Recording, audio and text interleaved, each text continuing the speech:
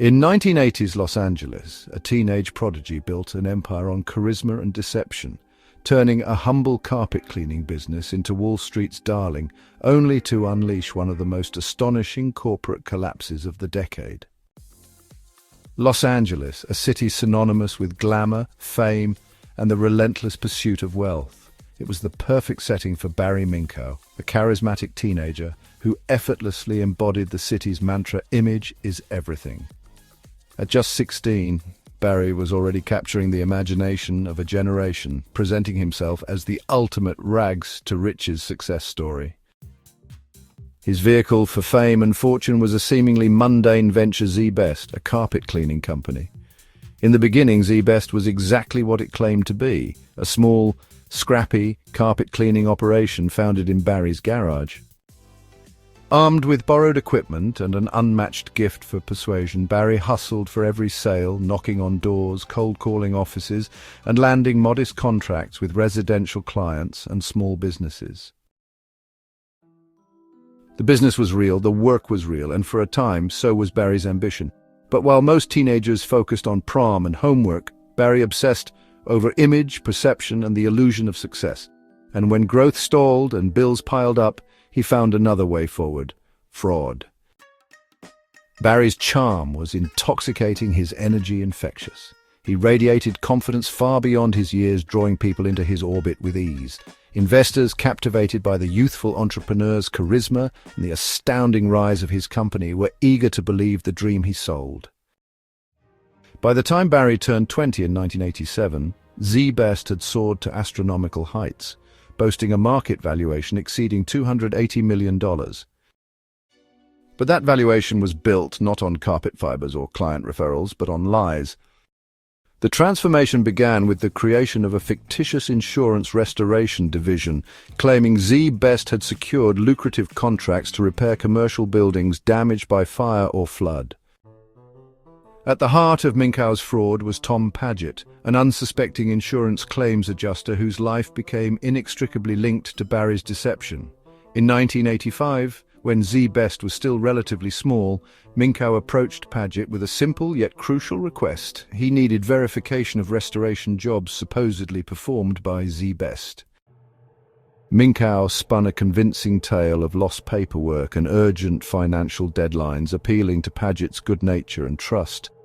Convinced by Barry's sincerity and ambition, Paget agreed, unknowingly setting the stage for one of the decade's most notorious financial scams.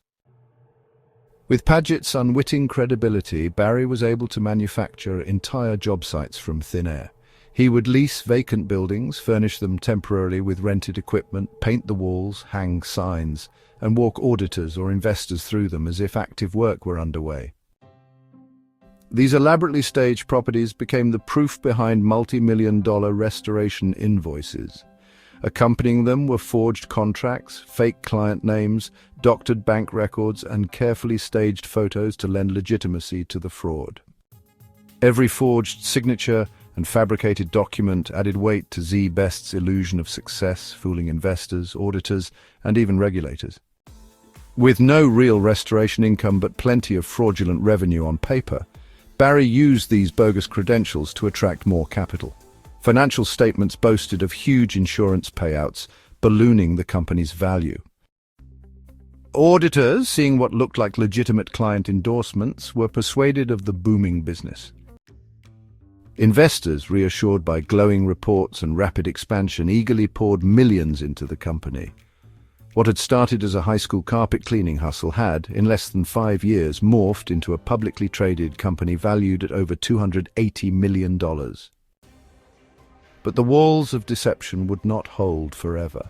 The beginning of the end came from within. An unassuming contractor in Arizona was asked to verify one of ZZZ's high-value restoration jobs. When he visited the address, he found an empty lot. Confused, he contacted the Los Angeles Times, triggering a series of phone calls and fact-checking inquiries that unraveled the fantasy Barry had built. The Times assigned investigative reporters to the story, and what they found was damning.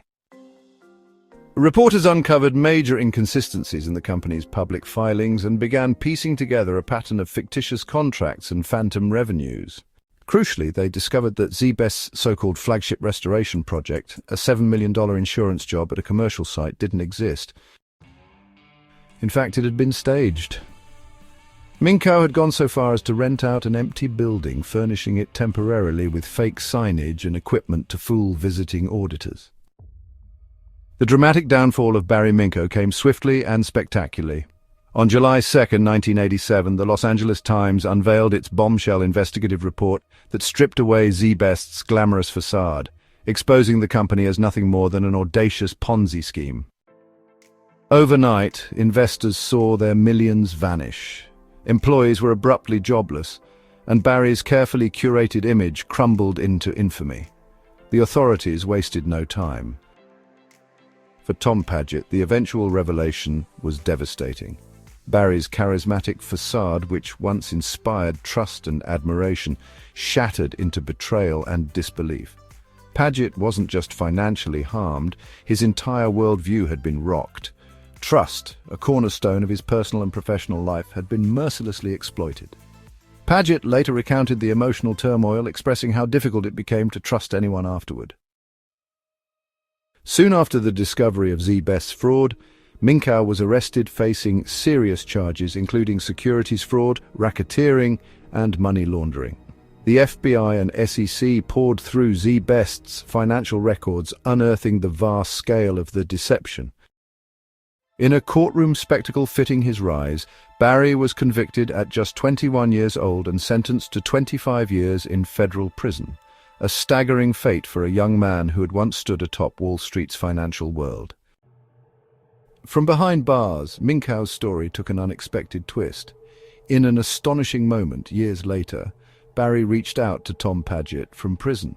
The call, laden with tension and surreal awkwardness, involved Minkow offering Paget a heartfelt apology. He expressed newfound remorse, finally recognizing the gravity of his actions. Paget described feeling torn. Part of him yearned to forgive and release the bitterness, yet another part struggled deeply with the betrayal. Eventually, he chose forgiveness, not for Barry's sake, but for his own peace. This act became Paget's means to reclaim his life, moving forward from the shadow Minkow had cast. Barry Minkow's eventual release from prison offered another unexpected chapter. Claiming redemption and renewed purpose, Minkow reinvented himself as a pastor. He began preaching morality, integrity, and redemption, an irony lost on few who remembered his past. Yet history tragically repeated itself. Minkow, seemingly unable to resist the lure of deception, once again fell into fraud, betraying the very redemption he publicly embraced. This second scandal reaffirmed the disturbing pattern of Minkow's life, proving how deeply ingrained deception had become in his identity. Today, the story of Barry Minkow endures as a stark cautionary tale, a vivid reminder of the destructive power of unchecked ambition and the seductive illusion of quick wealth. His legacy illustrates not only the dramatic rise and fall of an individual, but also the broader human cost of white-collar crime. The people Barry Minkow deceived were not merely numbers on financial statements. They were individuals like Tom Paget, whose lives were forever changed by betrayal, and whose stories provide poignant testimony to the true price of greed. Barry Minkow's journey from teenage prodigy to infamous fraudster remains a compelling chapter in American financial history, a powerful reminder that beneath every spectacular rise lies the potential for an equally spectacular collapse.